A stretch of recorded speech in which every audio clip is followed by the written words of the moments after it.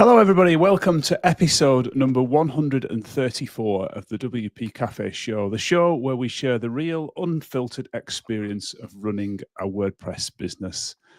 I'm Mark Wilkinson, and as always, I am joined by my colleague, Keith Devon, my co-host. We're from Highrise Digital, a tiny agency building WordPress websites and products. And today we're diving into a few things, including a multi-site, new release of WordPress, new release of advanced custom fields, and lots of other things we've been working on over the last few days, few weeks. So we're looking at those. If you can follow us on X. We're at WP Cafe Show. That's also our web address. So please do think about following us on there, and do subscribe to the channel and like the video if you're enjoying it. It always helps us. If you're watching along live, then thank you. It would be great if you could let us know that you're here and where you're from. Give us a comment in the live chat. That would be great. So let's get started. How are you, Keith? How's your week been? Or a couple of weeks, because we've been off the air last week, haven't we? So yeah, good. Yeah, forgot about that. Yeah, I was in Bruges last Friday, so that was very pleasant. Went over for a little 24-hour trip on the ferry. Went around the Christmas markets and stuff, and yeah, it was really nice. So that's where I was last Friday. Yeah, good. Kind of reasonably busy couple of weeks. I think there's a bit of especially for one of our clients, a bit of incentive to use up some budget before the end of the year. So there seems to be a lot going on all of a sudden, which has been good. And then there's been, a few WordPress builds on the go. And then just the usual bits and pieces, chats with you and figuring out how to make our way in this world. So yeah. How about yourself? Yes, it's been a funny week or a couple of weeks. I've had some quiet days and then some manic days. Like everything seems to be happening all at once. So it's been nice to get stuck into some stuff on that project that you mentioned. That client seems to want to be gathering pace towards the end of the year, getting everything done, I think. So it's been nice to crack on with that sort of stuff. And then just the usual, I've obviously got things to chat about, but we'll chat about those now when we look at our different things. So let's do it. Let's do it. So I guess the big one is we have a new version of WordPress. Woohoo! WordPress 6.9 landed. Was it yesterday or the day before? I think it was the second, wasn't it? Anyway, a few days ago. Yeah. So hopefully you've updated your sites. Most of ours have auto-updated themselves, and they're all good.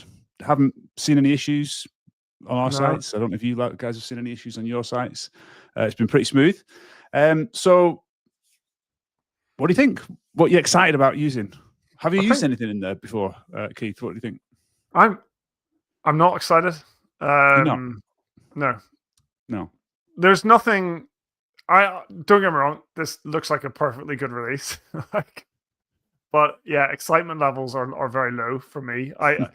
It's another one of those releases where I'm thinking some nice little new features, lots of stuff going on under the hood, but nothing that's really helping me directly helping me on a day-to-day basis. There's nothing in there I think, thank God, yes, now I can do that easily. I just don't have that. I haven't had that kind of moment maybe in a little while with WordPress.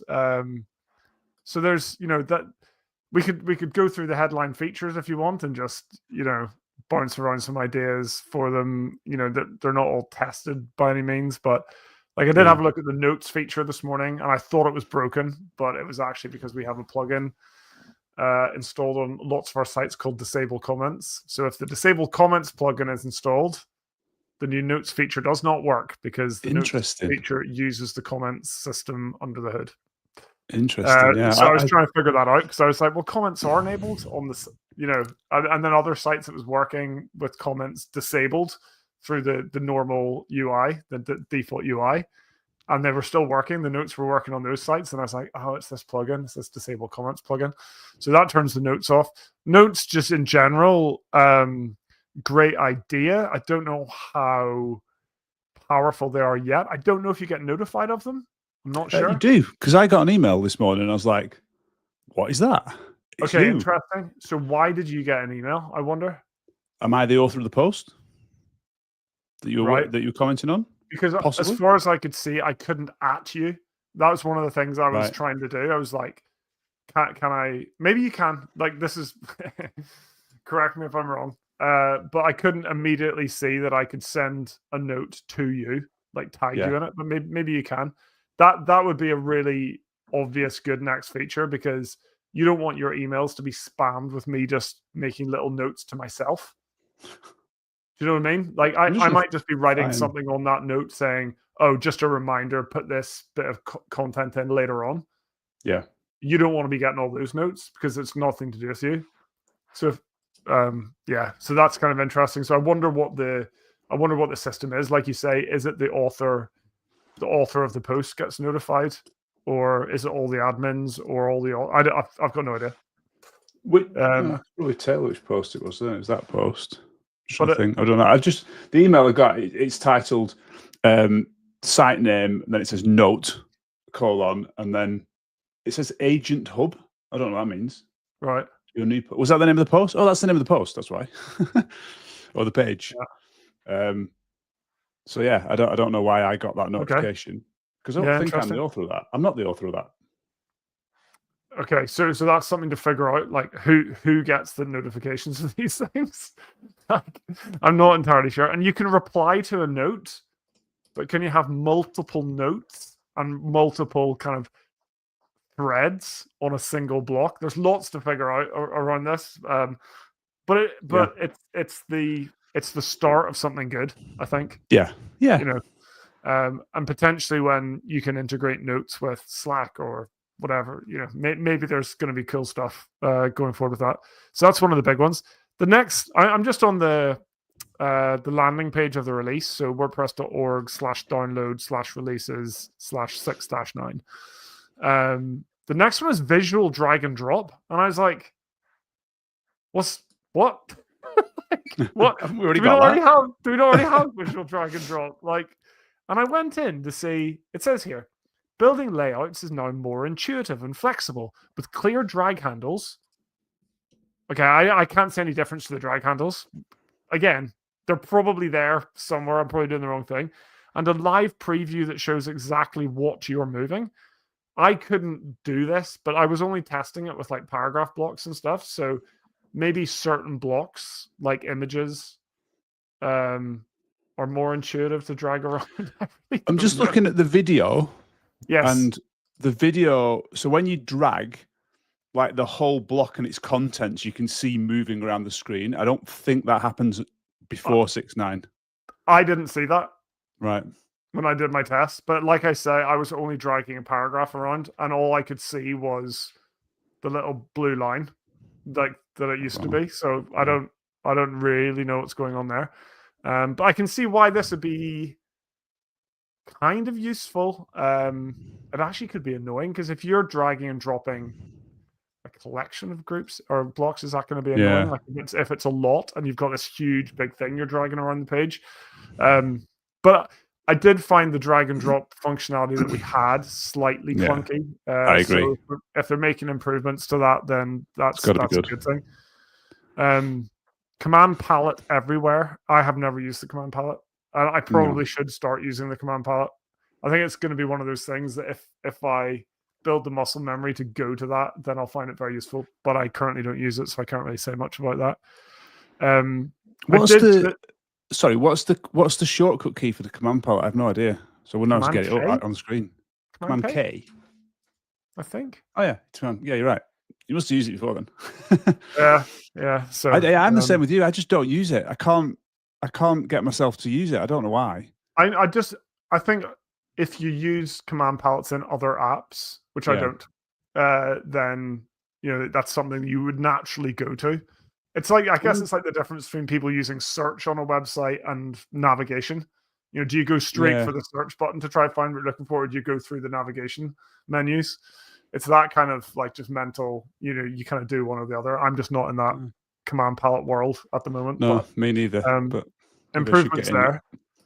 Next one was weird. Okay, so the next one is fit text to container. So basically what this means is that you can type in some text, and that text will always fill the width of the container on a single line.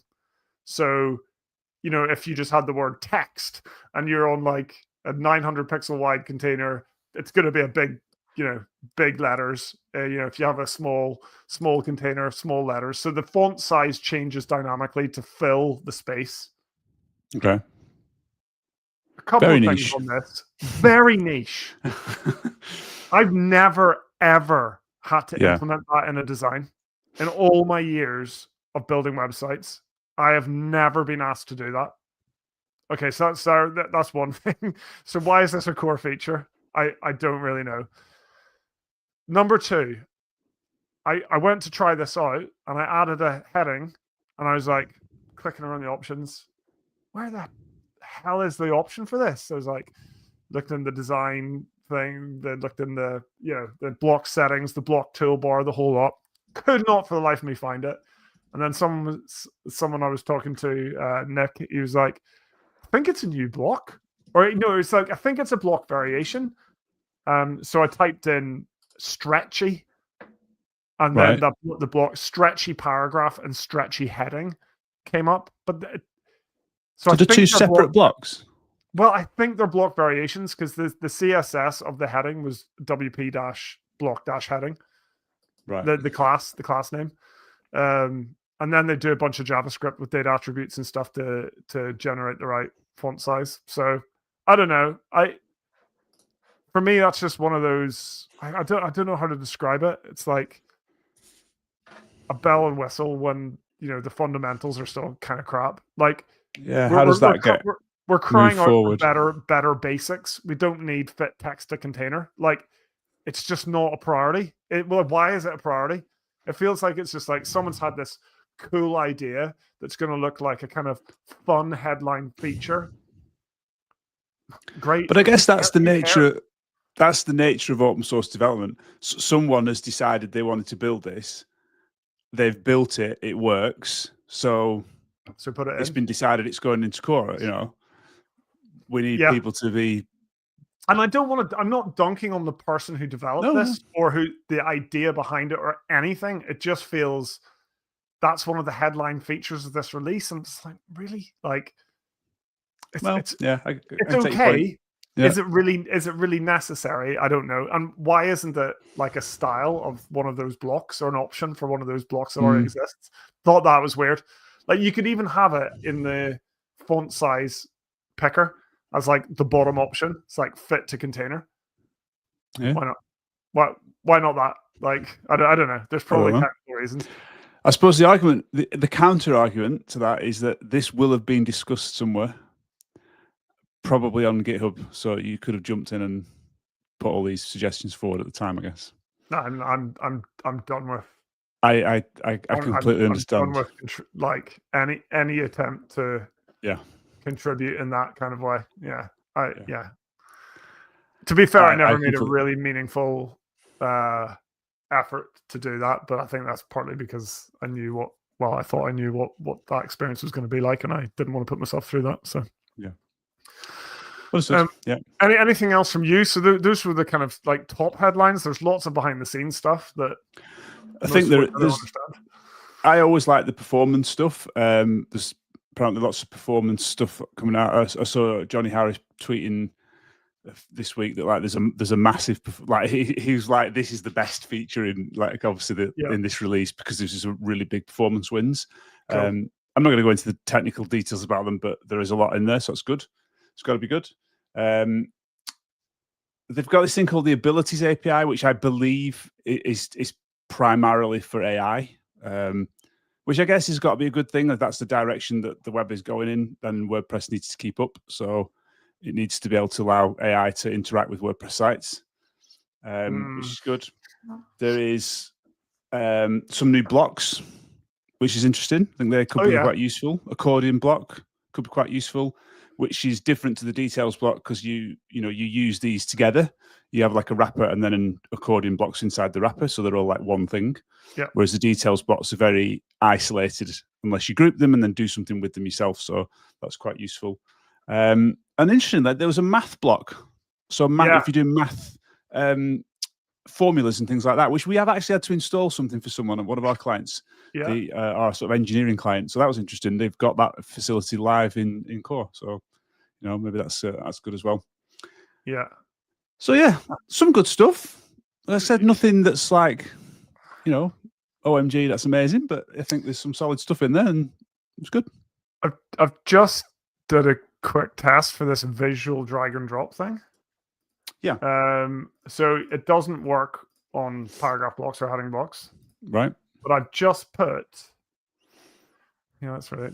I've just put some text into a group block, and I can now, when I hover over like towards the borders of that group block, the cursor becomes like a little grab, like a little hand, and then you can drag it around, and it shrinks down slightly from its original size, and goes transparent. And then you can drag it around. So it seems to be on certain elements. It's more intuitive and flexible with clear drag handles. There is no drag handle apart from the fact that the cursor changes. So I don't understand what that means. I'll have to have a try and have a play with that. I'm not so sure. But that's potentially useful. Like, I didn't mind just clicking the block and then dragging by the drag handle. And interestingly, when you do that, you don't get the new like kind of preview transparent thing to drag around. It's just the old system, which I find weird. So it's only by not dragging by the drag handle that you get the kind of benefit of the kind of preview. Really weird. Strange. Feels a bit broken. But quick run through these comments. Hello, Seaball97. I don't recall seeing you along here before, but thank you for joining us. Yeah.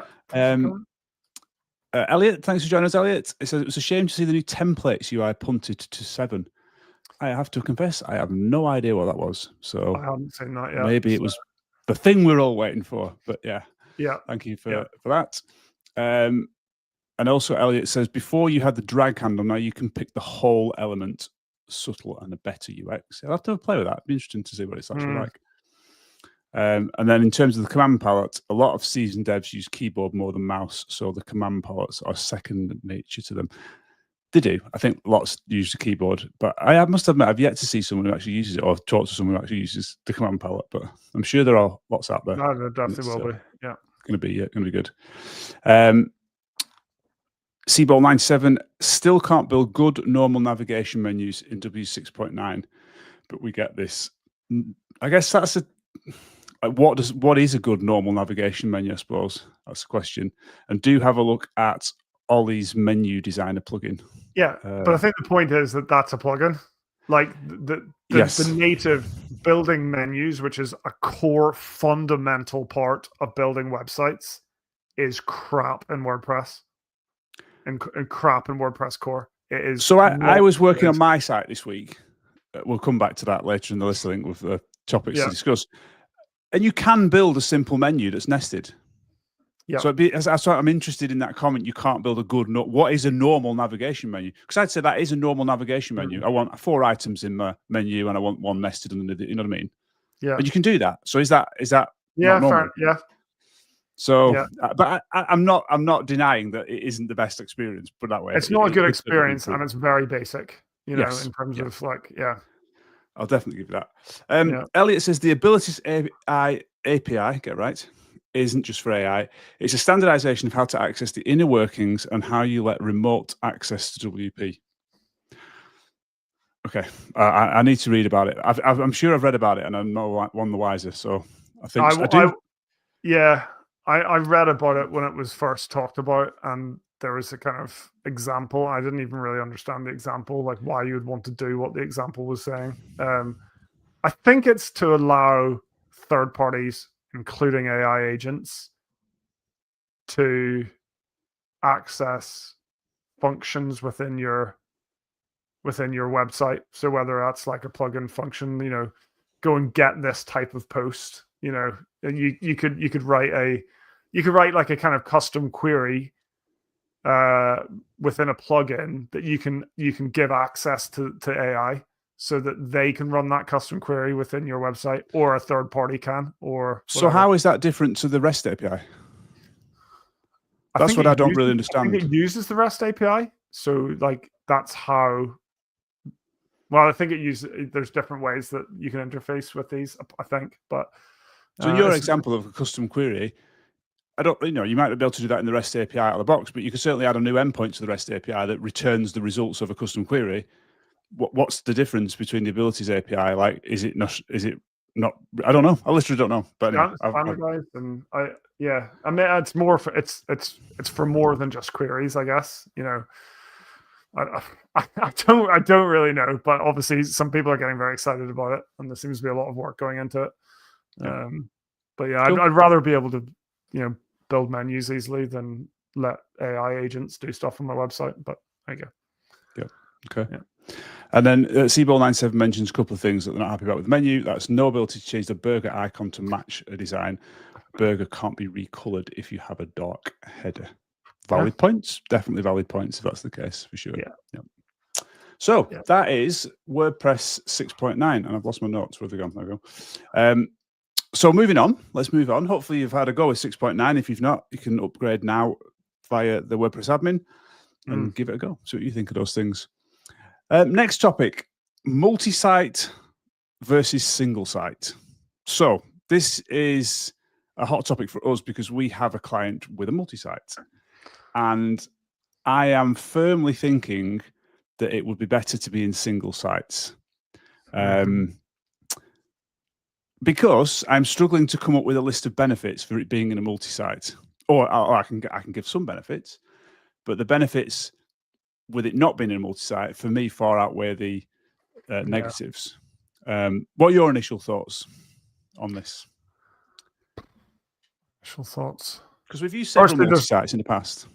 Yeah, there's not that many sites in this particular instance. There's about 6 or 7, I think. Yeah, so that's worth considering. If we were running a 1,000 website network, then we wouldn't be having this conversation. But there's a small enough number of sites that we are having this conversation. Yep. I think a lot of our problems are down to the hosting implementation and the tooling that the hosting provider, which is WP Engine, have for the specific way that we've set up the multi-site. I say the specific way, that makes it sound like we've done something custom. We haven't. No. We're just using subdomains. No, we're not. We're not using subfolders, but they're all mapped to a domain anyway, so it doesn't matter. Yeah. But, a lot of these hosts, we use WP Engine for this. Well, it's not our WP Engine account. It's the customers, they've used WP Engine. Yeah. And a lot of the tools, the great tools that WP Engine provide as part of being a managed host, one-click staging and copy to live, copy to staging, they don't work with multi-site. They just don't work. So every time we want to make a change and push something to staging from live, like we want to get a copy of the site on the staging, it's a whole support ticket. It's a database migration, search and replay. Basically, we can't do it with the buttons and the tools that they have in the admin. And they all seem set up, and probably rightly so, because most people use a single site install. They're all set up to just work for WordPress single site installs. So we were actually on a call with them yesterday or the day before, talking about some improvements to a customer's site and what they can do to help us and things. And they actually have a new performance tab in the back end, which is really good. It's going to report performance issues with different pages or different things, and talks about Lighthouse as well and things like that. And that was reporting as good for the site. But the problem is it's only looking at the primary site in the network. It's not actually looking at each site. So you can't get data for all the sites. Performance reports using this new feature that they built. And it's the things like that just you don't get the advantage of. So what are the advantages of us using multi-site? Well, there's a few. One of them is the users. So every user in the network has one user for all the sites. So if they change the password, they've changed it on all the sites. They don't have to do that on every site, for example. They're not logged in all the time, though, on all sites. They have to log into each site individually. But that is a big advantage. I think it is a good advantage. That it's a good benefit to do that. But again, with 7 sites, that's very different to 1,000 sites. Correct. Yeah. So that's a good advantage. Obviously, you can run code across the network. So if I want to, run a piece of functionality, I can add a plugin and network activate it straight away across all the sites. But in practice, we never want to do that. We always want to introduce things to one of the sites first, run it, test it, feedback it, change it, and then test it again, and then push it out to all the sites. So in practice, we never really use that button that says network activate because we want to test it on one site first. Yeah, and when we have used that button, it's caught us out further down the line because then whenever you want to test turning that plugin off on one particular site to test if it's the cause of some kind of issue, then you need to network deactivate it and quickly reinstall it on all the other sites, and it's just a faff. Where it would have been much easier just to install it on all the sites, and then you have fine-grained control. And then other benefits are, well, obviously you've got the updates, so you can update all of the code. It's just one install. You're just pushing it to one place, and that's fine. We auto update pretty much everything, so that doesn't really come into play for us. Yeah. And if they were in single sites, when we obviously use our deployment tools, we can just push it to several servers. So we don't have to do anything different. We just commit it to the main or the master or what it's called, the main branch, and it will auto push it to several servers instead of one. So again, I don't really see that as a massive benefit to us. And then another massive issue is local development.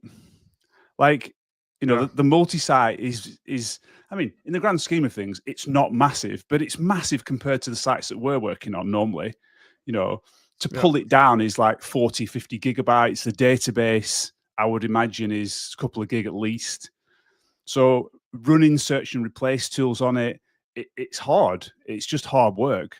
So if I'm doing a feature for one of the sites, I can't just grab a copy of that site and run it locally really quickly. So I've got exactly the same. It's just really difficult to do and make sure, you know, maintain that as well. So I think that would be much easier if they were in separate sites.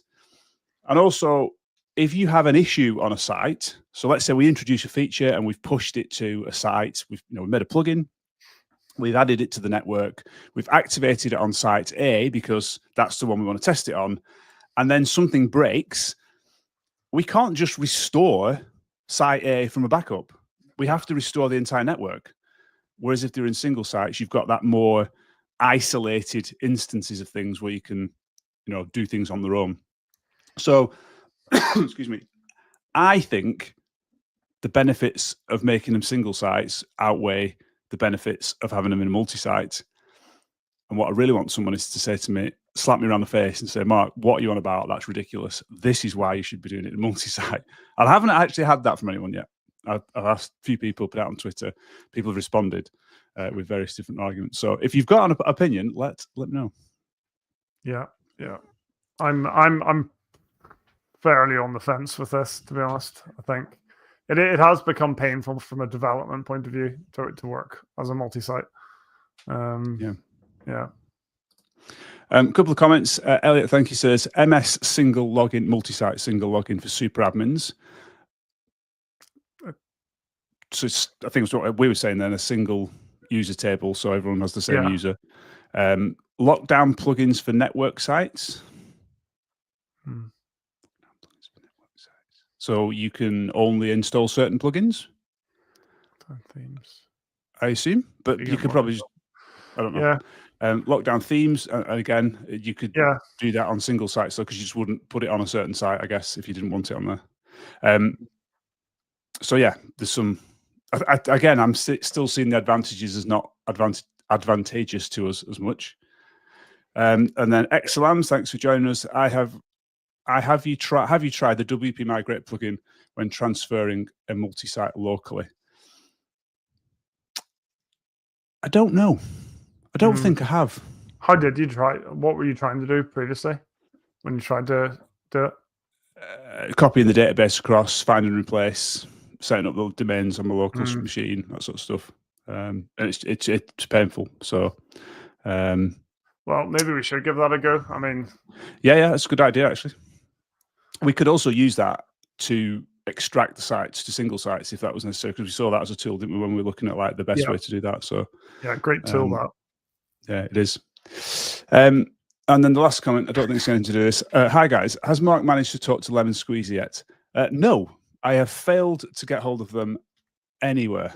Yeah. So if anybody knows anyone at Lemon Squeezy, I'd love to talk to someone. I've submitted 3 sport tickets. I've asked on Twitter. I've even found some people on Twitter that apparently work for them and tried to contact them, because I am getting absolutely nowhere fast. Yeah. And they have some of our money that they shouldn't have. Yes, that they've taken, which is not good. Yeah. So Yeah. the only thing I can do now is contact the bank and say, don't take this money ever again from this company. But I don't know whether you can do that. I don't know. We'll find out. I do. I mean, Lemon Squeezy's, started off as a startup, and I think, from people within the WordPress world, I think it's been acquired by Stripe. By Stripe, I think, isn't it? Yeah. So I don't know. Like, I don't think we're getting the level of support that maybe a small startup would give its very valued customers. I think now it's being swallowed up. And well, I don't think I'm getting any level of support. Well, no. And you go to try to get someone, it's all AI based, and it's like, go to this page. That's the same page as I just came from. So it's not great. So if you're on Lemon Squeezy, I would potentially consider thinking about moving elsewhere. But we don't actually use it anymore, do we? Or do we? No, hence the reason. So this all started last year. So last year, in fact, it started 2 years ago when I asked them to close both stores because we weren't using them anymore. Then it renewed again, and I asked them to refund the money and close the store, which they did. They refunded the money and told me they'd closed the store. And then the money came out again this year. So they obviously didn't close the store, and it's renewed again this year. You can't remove your credit card from the back end. You can only add a new one.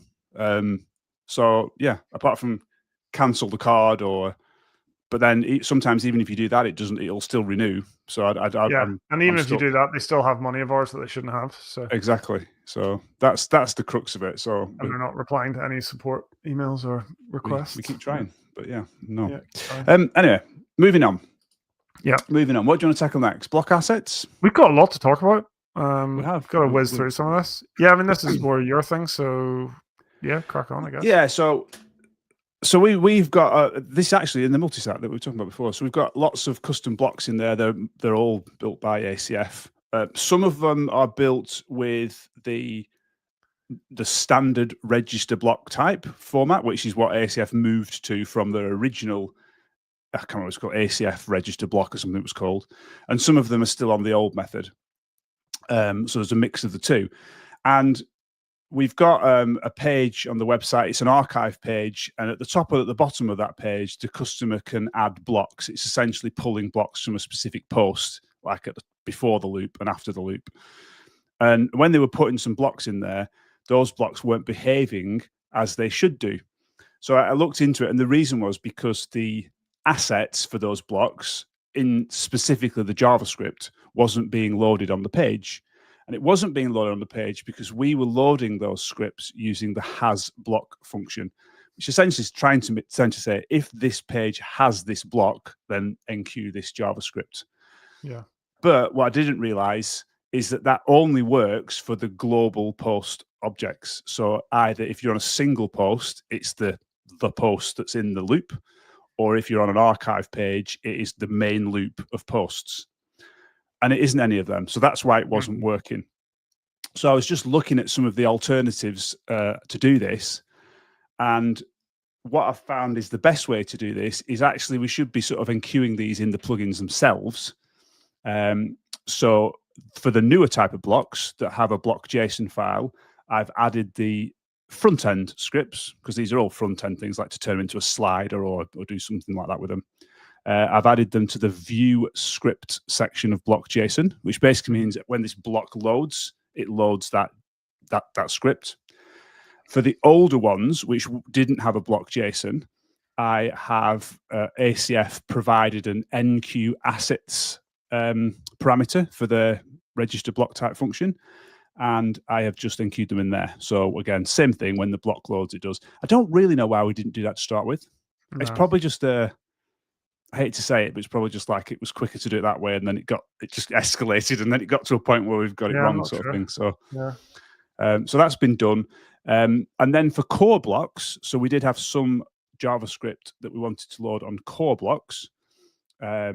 Media text was one, paragraph was another one, gallery was another one to do like a gallery logo slider thing. Yeah. There is a filter called block type metadata, and that essentially allows you to filter a block's block JSON file. So you can do the same thing, add the view script, and give it the handle of your JavaScript. So you'd register your JavaScript with WP register script, and then that's got a name, and then you use the name in the block script. So that was good. So it's much cleaner now. Everything's kind of inside the plugins. There's still three ways to do it though. Well, yeah, I think if you're talking core, there's two ways really, isn't there? Yeah. No, there's one way really. For core files, there's one way, and that's to filter the thing. Yeah, that last. It's just because we've got different blocks, we've got different versions and different, it's Yeah. just that sort of thing. What I really want to do is actually update the ACF blocks to the new way of registering the blocks, so they all have a block JSON file. And I think I can do that without affecting the front end, as in they will, they'll just carry on working on the front end, because it's just the registration of the block. It's not the fields or the field groups or the output that's going to change. It can still use the same render engine on the front, I think. But I need to test it, but I'm pretty sure it'll work if I just change the way they're registered, and that'll make life a lot easier. Will that interfere with like them rendering in the editor at all, do you think? Like that unexpected content kind of warning or anything like that? I don't think so, because the render will be exactly the same. It's still the template file that we're using, so it should be fine. But I do need to test it, obviously. So that'll be a little project to sort of just update those blocks. There's probably about 7 or 8 custom blocks, I think, that we've got that could be updated to use block.json instead of the old function. So that'd be good. Yeah. What next? Unless you've got anything else to add on that. No, I don't have anything to add on that one. There's a few things. One, just quickly with it, because this one, I don't think we'll probably talk for too long about it, but just a problem that we're having. One of our clients wants to improve the performance, specifically the page speed score of their website. So we looked through the audit, and nearly every problem is to do with third-party scripts like HubSpot, A/B testing Microsoft stuff, Clarity, A/B testing stuff, OmniConvert, all these different tools that the client has added post-build. And I'm just wondering, is there anything we can actually do to improve the performance of those? I'm not convinced. I think you suggested this, and you could do it. You could just download that file and serve it locally in the way that you want to serve it. Using async or defer, or putting it in the footer instead of the head. But I don't know. For me, they're making an absolute mess of the performance of the site, and I've got a feeling that that's just the way it's going to be. But I don't know if other people have used tools like OmniConvert and managed to get them to perform well. Because one of the things that OmniConvert is doing, as far as I know, is actually changing the content on the page. Yeah. And the PageSpeed Insights is flagging that up as like, this content is changing very late, which is, causing these shifts in layout and blah, blah, blah. That's kind of what it's supposed to do. What it's doing its job, but killing Yeah. the performance. And it's just, whether anyone has any I mean, one of the things on that. One of the things it suggested was like updating the caching rules. So instead of being cached for, was it 5 minutes? I can't remember now. You'd want to cache it for longer than that. But the problem is I can't do that because it's not served from us. So then it was like, well, you could download it and then serve it yourself, and then you could set the proper cache. But then the problem is when they update it, you won't get the up. So it just doesn't seem the right thing to do. I don't think we could use a locally hosted version of something like OmniConvert unless we had a system in place where we were going to constantly check if there was a new version, like automatically. Because they could change that at any time, and like you'd never know. We might be sending the wrong data for a month without knowing it, because they've changed their internal like structures and APIs and things. So that's not going to work. But just a thought, and it's a challenge for us at the minute. So if anyone hears this and is like, I know how to do it, or you definitely can't do that, then please do let us know. Because it would make a big difference if we could solve that. So next on the list, just quickly for this one because we've covered it before, but Advanced Custom Fields has recently released version 6.7. So and it's got all the goodies that we've talked about in the last few weeks. Most notably, it's got that sort of inline editing of text fields and things like that. So go and have a look at that. Good stuff in there. We use advanced custom fields a lot, so it's something worth looking at, and it's available now, so you can use that. Quick comment from Elliot. I hate third-party implementations. They have a real knock-on effect on performance. I usually just tell the client they have two choices: compromise or disable the third party. And yeah, I suppose. Well, one of our suggestions to the client was just turn it off, see what happens. Yeah, the performance.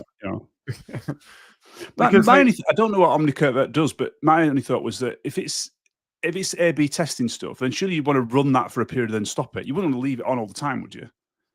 The whole point is like, I want to test this, which is better. That one's better. Let's use that one. Let's turn that off. Well, yeah, it just depends if they're constantly running tests. Yeah.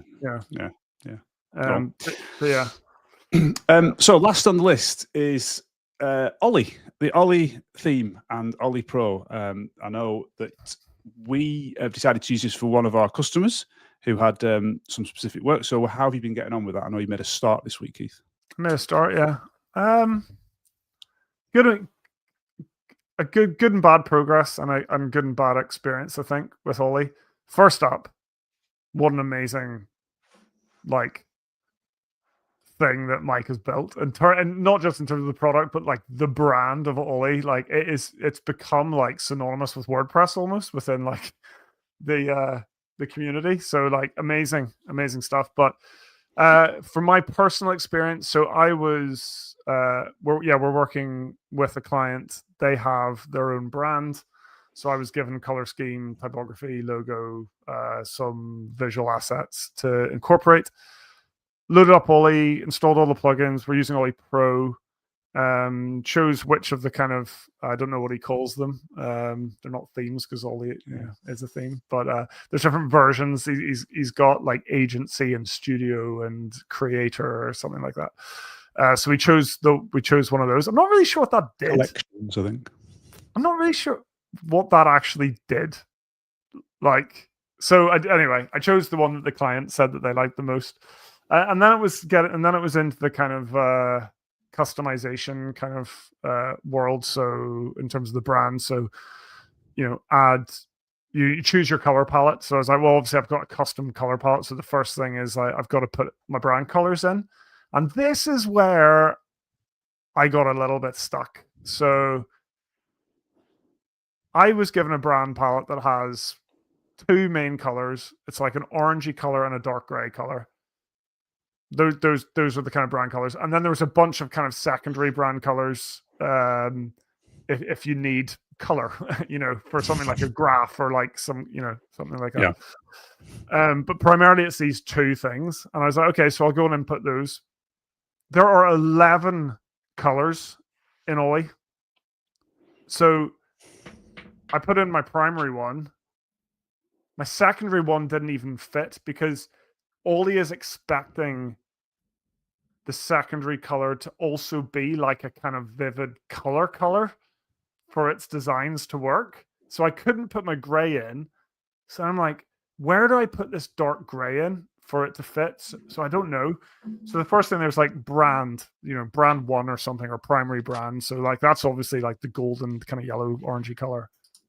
Then there's brand one alt. So that's meant to be like the color that you would use if you're using the brand color as the background. You would use this as the text, and vice versa. So those two colors are supposed to work well together. Then you've got the same thing for like the secondary brands. You've got the secondary brand color and its alternative. Then I think you even have like a tertiary or something like that. But then it starts getting weird. Then it's like base and base alt. I'm like, I don't know what that means. And I don't know where this is going to be used throughout the theme. So I don't know what colors to put in here. Then it gets even harder. It's like border and border alt. I'm like, can border not just be one of the colors I've already got? But if you look at the Ollie color schemes, they're all different. Every one of those 11 colors is different. So I'm like, I was starting to really struggle to know how to take Ollie's kind of color system and apply it to this very, very simple brand. Because I was like, yeah, go ahead. Presumably, though, you don't have to use all the colors, do you? No, but the patterns do. And the whole point of using Ollie is to use the patterns. Right. Okay. So if I'm applying the brand, and I actually, yeah, brand accent, brand alt makes sense. I change those, but I don't change the rest. They'll just sit in the theme. So they'll be somewhere, won't they, in the theme then, those other colours. I'd need to change them to something, I guess. Exactly. That's I think so. And this is why, if you take his color palettes out of the box, which I think is what you've done on, you were playing with it as well. Like, Yeah. they'll look amazing, but then And that's one of the things he says. Like, this one of the reasons he sells Ollie is because he's put so much effort into creating these color palettes that look amazing, and they do. Yeah, they look brilliant. But I need to use a custom color, at which point the design falls apart to some extent. And I would say the same sort of goes for typography. So you can choose between all these different typographic styles that he's created. So there's condensed styles and all these different things. That's, some with multiple fonts, some with one font, some with whatever. I'm like, but I need my own, and I don't know which of these to customize or really how to customize. Do I just take one of the ones that Mike's done and replace that font with my font, or do I? So again, I was just a little bit like, I'm not choosing from this list. So what next? And I was a little bit lost as to the best practice in this scenario. Anyway, I did something. I think I chose, because there was only one brand font and it could be used for body copy and heading copy.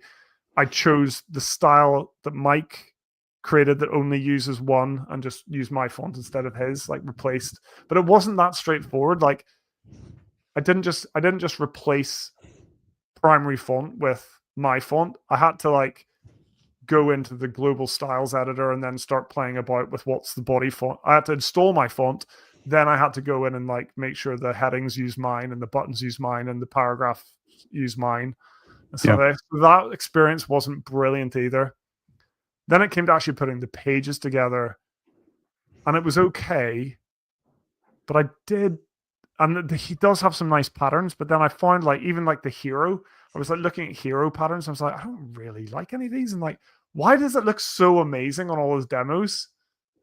And I just don't feel like I can get close to that. And then he will say, rightly, of course you can get close to that. I've given you all the tools, they're all here. But I have struggled to make it look good. I have. Okay. What was your experience? Quickly, just Elliot says, it's the age-old issue with premium themes. They tend to be a bit opinionated and lock you in. Yeah, they're opinionated because they that's how they look good, isn't it? So my experience, I haven't worked on my personal site for donkey's years, so I just thought, while you're doing it for this client, I thought, why don't I try and do it as a non-front-endy designy person and see what I can produce? Yeah. And the goal for me was I love what Ollie looks like. You look at the collections. So why don't I just use that? I don't need to change it. I don't need to make it green or blue, or I can just literally say, well, actually, I don't have a brand. I'm just going to pick that one because it looks cool. And it does. I've quite enjoyed using it. I've tried to be, sometimes you look at it, don't you think, I could just change that? And I've tried to stop myself from doing that. I'm going to leave it as it is because it's beautifully designed. That's the point of it. That's why I've purchased it, because I wanted that beautiful pattern that looks lovely. Yeah. Obviously, I've had to change a few things because I wanted different content and so forth. But it was good. And I have to confess, most of the stuff that I found annoying wasn't really Ollie. It was just the block editor and the site editor. Yeah. It wasn't really anything to do with Ollie, So I had one of his patterns uses a 3 images across the front on the homepage. So I was replacing the default images, and I was putting images of me. I've got one of me speaking, one of me playing golf, and another one. And I changed the left-hand image, and everything shrunk. So they were like portrait images, and then they all became landscape images. And I was like, why? All I've done is replace the image. So it turns out that it's basically taking the highest image and matching them all to the highest image. Yeah. Which was, as a user, I was just utterly confused. I could not work out why it changed height for 5-10 minutes. And then it just sort of dawned on me that they were actually different sizes. And the one I'd replaced was the one that was sort of causing it to be the right height. But that wasn't Ollie. That's just WordPress, Yeah. So yeah, I've enjoyed using it. I think, and I've got to say, like we bought this, what was it, earlier this week, because we wanted to use it on this project and just give it a go. So part of that, you get access to the Slack group, which is really good. So as soon as I joined the Slack group, I'd literally pressed the button that says, like join. I loaded it up in Slack, and then I was on a call with you at the time. And I was like, hang on, Mike's like started a chat with me. I thought it must be like an automated thing, like welcome to the thing.